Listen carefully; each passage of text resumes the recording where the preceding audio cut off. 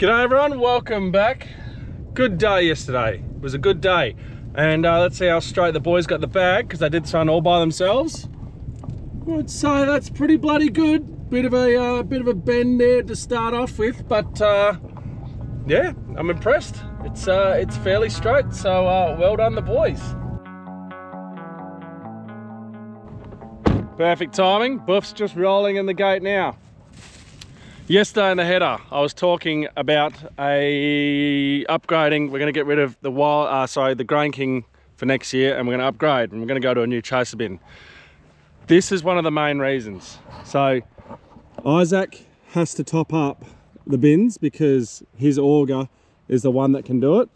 And then you can see PS1 and PS2 is what Braden was able to fill up last night. Then we obviously need Isaac to then top it up on top of that, but you know, with the way it worked out, it just wasn't worth it. So Braden can't top him up very high, as you can see, just because his auger isn't long enough to get high enough into the middle. One of the main reasons of getting rid of that one is that. Another one is, well, I mean, the auger issue is, I don't know, I'm sure some guru will be able to fix it. I mean, it works fine when Braden gets out and just twists it, make sure it's connecting correctly, and off he goes. But it's just getting on in years. Like I said last time, it was I think 2003 is when we bought that thing. So she's done a few years on the old farm. Anyway, today, once we get going, the boys have obviously got to service everything, and I think they're going to do their 50 hours grease on the headers, so it's going to take a little bit longer than normal. But today, once they get going, we've got 15 hectares, and then we're moving into the canola. Canola is all ready to go over in Rhiannon. Not all of it, but most of it is all ready to go. So the boys are going to head over there, and we're going to start getting into the canola, which will be good. You know, we've done these 2 paddocks of barley, got them off, and gave us that time, so we weren't sitting and waiting while we waited for that to get right. And perfect time. Now we go over, we'll harvest all of that canola, and then we'll head down to my place there and do the barley down there once all the canola's done.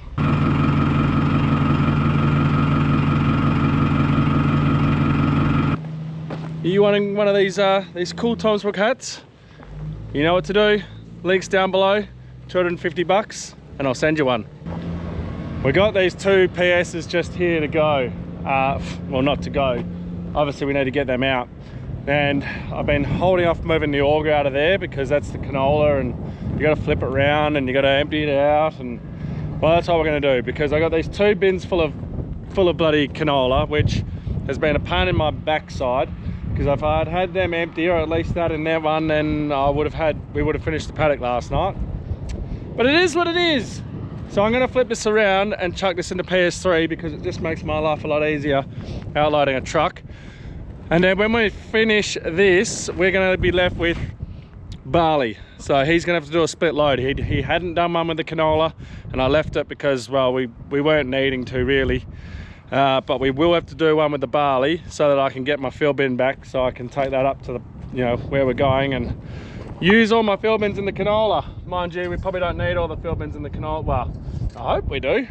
But now that our timing is back with to normal with CBH. Come on. Come on.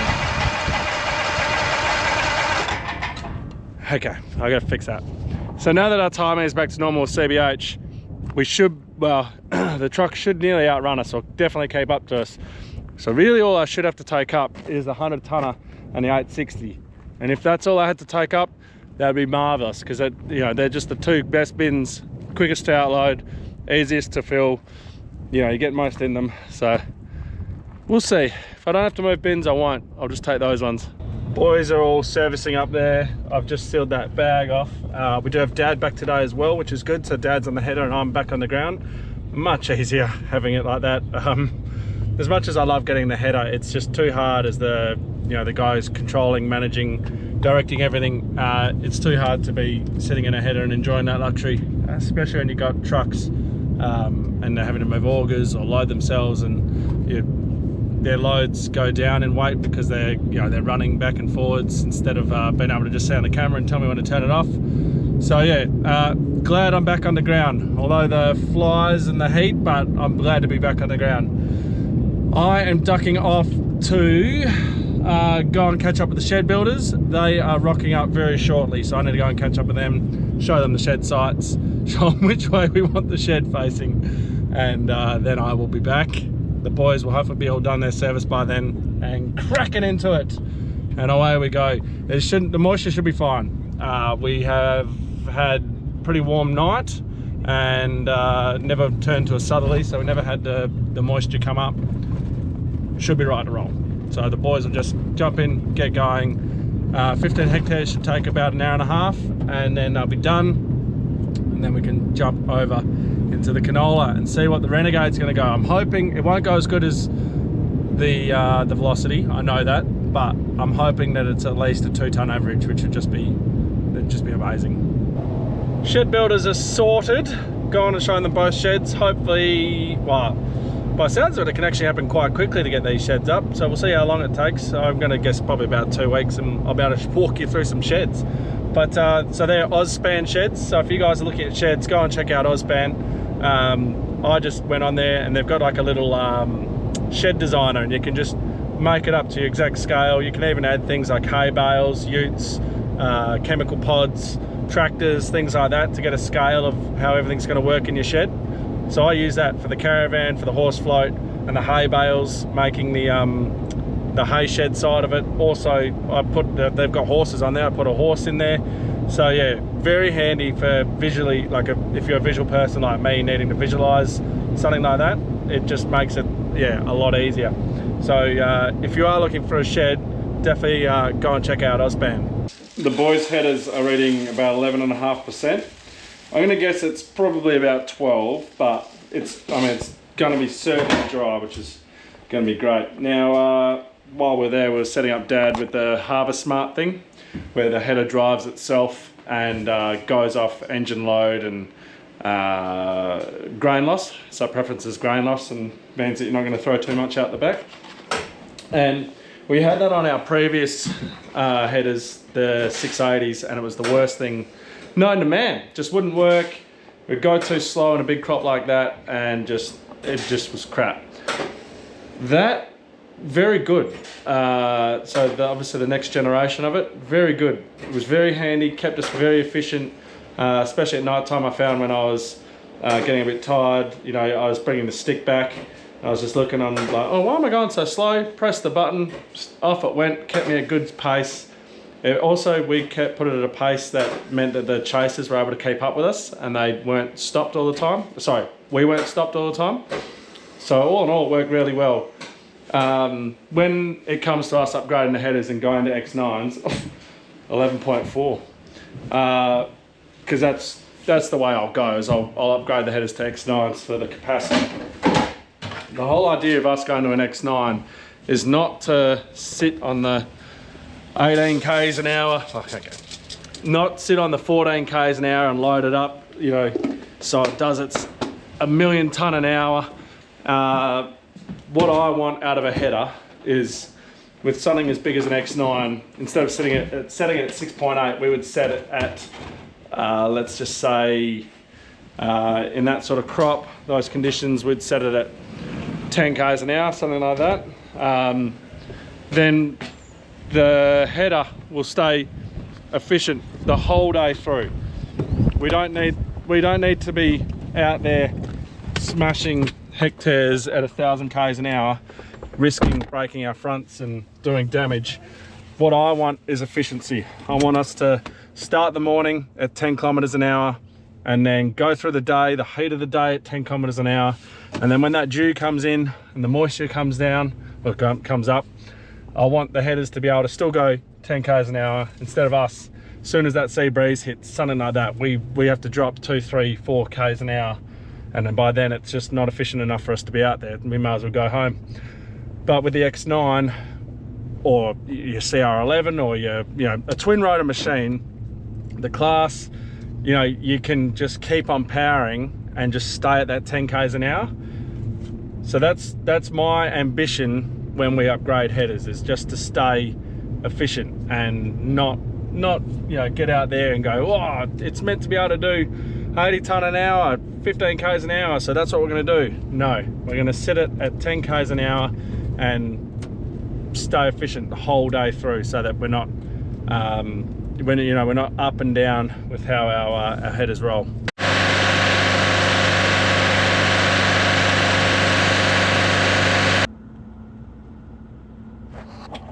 Boys are all done, so that's 350 hectares of barley now out of the way, which is good. We are about to shift everything down to Rhiannon there. We have no free field bins, so that's all right. We'll Buff will be back in an hour and we'll get one free and we'll be able to move it up. So we're going to get the guys over there. We will then get the fire truck and some utes over there. We'll get the chasers over there. The guys can start harvesting enough to get 2 chaser loads. That'll clear the room for the field bins, and then we'll be able to just, as soon as we get the field bin clear, we'll be able to rip into it. Now, unfortunately, on Dad's front there, that weld that we did up has broken. So I'm not sure what we do on that one, because Africa apparently coming out today because we've got an issue with the 9RX. It keeps coming out of gear.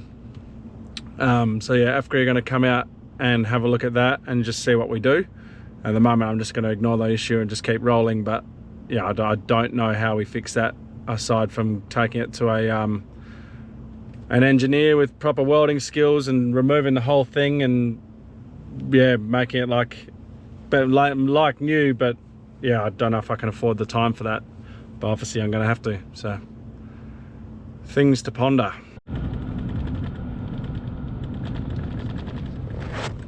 Got everyone over here now. Buff is only about 15 minutes away, so I'm just going to grab Dad and drop him down to his header, and then I'll go down, wait for Buff. Boys are going to get rolling. We've got fire trucks, we've got everything over here, we're all ready to go. They're going to harvest the field bin area and just go, and then by the time Buff leaves, I'll be able to grab one of the chaser drivers because they'll be full and waiting for me, and we'll grab that 100 tonner and get her up to the pad there, and then the boys will be able to just go hell for leather, and we'll be able to see what it's yielding. I'm keen to see what the Renegade's going to do. Like I said, I'm hoping it'll be an average of 2. I definitely don't think it's got the same capacity as what the Velocity does, but I could be proven wrong. Buff's off. He's actually pretty much basically probably tipping off now. Field bin is up at the bin site at Rhiannon there. The boys are smashing the hectares. General indication is it's about high 1s, possibly yeah, around the 2 mark, and head moisture is saying 5%, and I reckon it's going to be pretty close to that. So we're going to run this moisture now and just see where we're at, and the first couple loads that go in to CBH for canola will determine if I continue to grow Renegade or not. I've already put my name down for another 2 tonne of Velocity. Yes, I've had some words to say about it with the off type, but I mean, I'm sure they'll be onto it for next year for avoiding off type getting in the giving it out to us. So yeah, but it yielded really well. It looked really good all year, very clean. Not a huge amount of blackleg in there that I saw. And the oil on it was just amazing. It was really high oil. So, you know, we're talking 47s, 48s, 49s on the oil. So we'll see what the Renegade does. I still have, I think, a tonne of seed in the shed there. So that's why I've got 2 tonne of Velocity and 1 tonne of Renegade still. So I don't know if I'm going to need to get any more seed for Renegade. It's basically what I'm saying. 5.2. There we go. Crispy. I think Henry was on the money. He guessed 5.2 and 47.1 on the oil. So the oil is still fantastic. That's, yeah, still really good oil. The only thing is the yield. The yield difference will be the one that makes me decide to go for one variety over another. If you're growing them side by side and one goes better, it's pretty easy. Well, I'm watching the boys from here. Dad just told me that the average is going just over the 2 tonne. Be interested to see how it goes over the whole of Rhiannon. I'll be happy with a 2 tonne average. I've got a feeling it'll drop in places, but it'll go up in others. So yeah, it'll be interesting to see how we go. The chasers, they're sitting and they're stopped and they got their windows open. It's very slow back in canola. From what they were doing to this, they realise now why I wanted them to start in canola, because it's so much slower and easier in canola. But the boys are parked up, so we do have AFCRI coming out to look at the 9R, so we'll see yeah, what happens with that. And yeah, we'll also, I'll ask one of them if maybe they want to knock off for the rest of the night or something. They might want to, because yeah, it's just slow work. And then you might wonder, what do I do when it gets slow? Well, I sit here and I try and edit. Oh no, that's not the editing page. That's the editing page. I sit here and I 14.5%, I reckon, so I try and edit things when I can so that I'm not falling behind. So don't know, I'm wondering. You're gonna need to unload the front bolt. Why? Yeah, 74. So probably. If anyone's wondering why, you know, the YouTubes are always delayed. Yeah, basically, if you're trying to film your day and then upload it that day to get it out that day, it's impossible. You wouldn't be able to do it, you know, in your work life. It's impossible for me to do it in my work life. Most of you understand. So yeah, that's why they're delayed. I just can't get them to you soon enough because it's too hard, and I like to not stress about getting the uploads for YouTube. So anyway, that's what I do when I have my quiet time.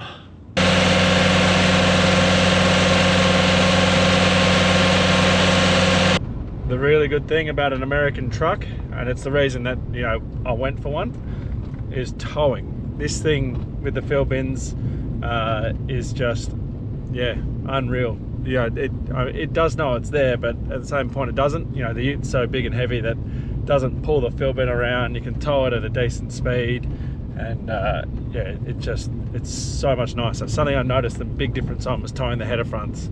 Header fronts are heavy, and this thing here towed it like it was nothing compared to towing it with the Ford Ranger. Yeah, huge difference. Got the 860 up and in place, and we've got AFCRI out here at the moment, and they're looking at the tractor.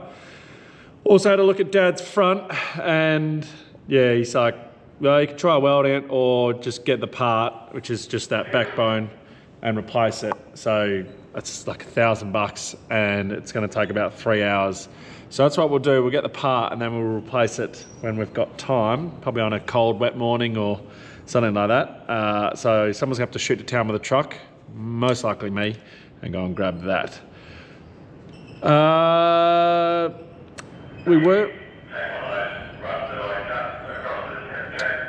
We were going to get Boof to take another load of barley out of down at Athens there, but the boys have nearly filled that 860 up now, so we're going to get him to come back and get some canola, and then maybe another load of canola again, just so the boys have got canola for tonight. I can go and move that other PS now. I just haven't got to it. I probably should go and do that now. I did come up here because I was going to start working on my air compressor here, because what's happened is the bolts come loose. Oh, there we go, he's departed, so I'll go and meet him down there. The bolt came loose and it came out. So my bolt is still good on that one, but not on this one. It's just completely missing. So I'm gonna have to try and find a bolt that matches that thread without pulling it off. Don't know how I'm gonna do that. So we'll go and load this truck, and then we'll come back here and figure this out. Yeah, bit annoying, but the other thing is I can't mount it from the front either because there's a rail in the way down there. Anyway, that's my rambling. I'll get back to it.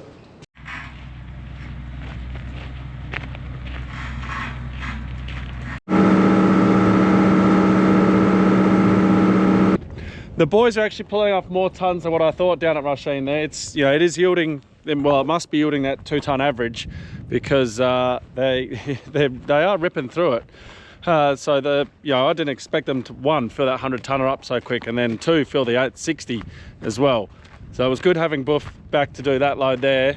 It does get us a bit behind with outloading the barley, but that's all right. So I'm going to move this auger, which is in PS1 to PS4, and then I've got PS1 to take up, and then that'll be an empty bin up there. So Boof has just taken out 80 odd ton, well, let's just call it 79, 80 ton. He'll be back for another load. I'm going to get him to take another load of canola, just so the boys have got a clear tonight and they don't need to worry about it. And then tomorrow morning, first thing we'll do is we'll outload this barley here, So there's definitely a load here because we never touched. Oh, we did touch this. So it's actually, it won't quite be a full load. I did say before that it might be a part load, but like you have to do a full load and a part load, which you still might, but it's going to be annoying. Like his A trailer might have like 5 ton in it or something. It is what it is. It's annoying, but yeah. Anyway, another thought I've been having going forward, I want to get rid of those VBs. They're brilliant to fill into, but they are very heavy and very dangerous to lift with the kangaroo jack. Tie them down the road's very dangerous as well. They flop all over the place. So I'm wanting to get rid of them. The PSs, they're still good silos. But what I'm wanting to do is increase my storage and make it easier for myself on the ground. So I'm weighing up, you know, and you guys weigh up in the comments, let me know. I'm weighing up, do I get another Bedford Harbour 100 tonner or maybe get 2 of those? So then, you know, let's just say you got another 200 tonne of storage, and then I just need to disconnect the tractor every time or get a power pack. I know Earnshaw do power packs that you tow behind your ute, and they're just PDO power packs that you do with a remote. So I could do that. Or I could go something like get rid of these silos altogether and get a mother bin and chuck a mother bin down, like a 200 tonne mother bin. Now the only issue with that is then I need a tractor to run it, you know, because you're running a 22-inch auger, so it's a big auger. So you can't run it with Bluey because that's too small of a tractor for that much horsepower, or that much torque I should say, you know, going through there. So I couldn't run it with that. Now we've always not gone for the idea of a mother bin just because of how our variation in moisture, and you know, I'm able to fill bins up and, you know, do it and blend it out later on. But I think I'd still be able to manage it quite well if I did have a mother bin or 2 more Bedford Harbour bins, by either just using these PSs as the wet grain bins, and I can just have the augers in these ones for when they're wet, when the wet grain, you know, goes in them. And then I could even use a giant 100 tonner maybe as the wet grain bin to blend out. Yeah, I'm just not sure of my options. You know, stuff I got to research and figure out, you know, what's going to work best for me on the farm. I do like the idea of maybe going towards a mother bin, and you know, here you'd have the mother bin lined up, so you get rid of these silos here and have the mother bin lined up right here, and then the tractors will be able to just fill into that and off they go. It's easy filling. One thing I do know is that especially the Nyrex one that I've looked at, it's quite tall, so you definitely would have to give the Grain King a flick, because it wouldn't be able to fill it. It'd be useless. It'd be like filling these bins. But yeah, anyway, let us know. I know that you guys have always asked me. You've always asked me every year, John, why don't you have a mother bin? So I'm thinking about it now. So I don't know. Convince me that I should have a mother bin. The one good thing about a mother bin would be that, oh man, I pulled way too far forward. Would be that I would not have to worry about lining up these bins so much. Let's see if we can push this on forward. Just got to line it up to my pink line there, so you can see there's one there. But what happened was that when I set the 100 tonner down, it was hanging over the road, onto the road a little bit, and it was up in the air. You need to make sure those things are flat, otherwise it crimples the whole side of it. So we had to shift our line. After we'd done a perfect little line, so we had to shift it. So we'll see how we go, giving it a push forward. Ooh, might have to put you guys down.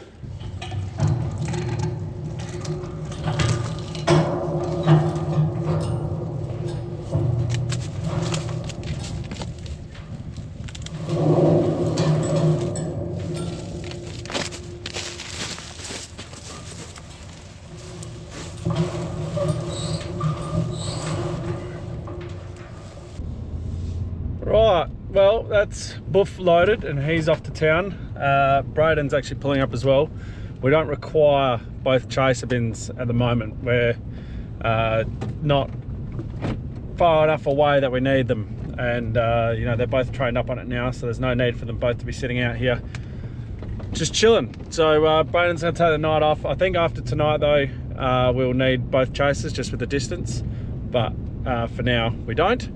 So Braden's taking the night off. I'm about to head out and switch with Dad so that Dad can head home, and I'll get a bit of harvesting in, and we'll probably keep on cranking to 9 o'clock. So I'm not going to take you with me this time, guys. I'm sorry, but thank you very much for watching. Movember links are down below. Don't forget to like, subscribe and share, and I'll catch you in the next one.